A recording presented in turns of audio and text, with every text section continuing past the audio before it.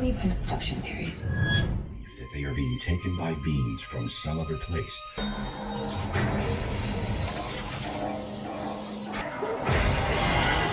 Alien abductions. What are the Greys? How are the reptilians connected to this? I watch this woman here. Totally. She's got her spot on. Now, there are a lot of abduction cases involving Greys. What's the relationship between the Greys and the reptilians as far as these abductions? I believe that the reptilians clone all the Greys. They are the slaves of the reptilians, and there's different levels of them, but they work for the reptilians. They're sort of the upfront men. They're the ones that we see and that we talk about. Others, it would seem, are seeded by abduction, and if that person can be manipulated through vices, negative desires, and other forms of corruption, then the seed can take hold, and the symbiote grows with its tentacles working their way into a person's mind. Most of the time, the person is not even aware of this happening. The other will begin to take more control over that person's mind to steer them into a life of moral compromise and often much worse. In those extreme cases, once that person dies, he is then dragged into a hell world where these creatures can then abuse him because he was such a sinner. The reptilian just shakes off the body and is rewarded for his ability to create the malignancy in that person. The hell-based reptilians then torture, rape, terrify, and finally eat their victims. In other cases, a human being can be persuaded to create a war or a plague or drop a bomb without the extreme moral dilemma that would plague the rest of us because the symbiote is in control.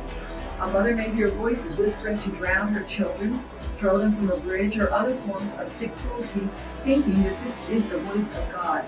We can see that this mother is very mentally ill. I would suggest that the controlling entity has now completely taken hold of these people, and rational thought is virtually beyond them. Our mental institutions are filled with people suffering at the hands of these parasites. While one is in any form of extreme emotional distress, these parasitic beings will feed on that person, usually during sleep. Then he does know that this is not coming from him. Other people don't know that.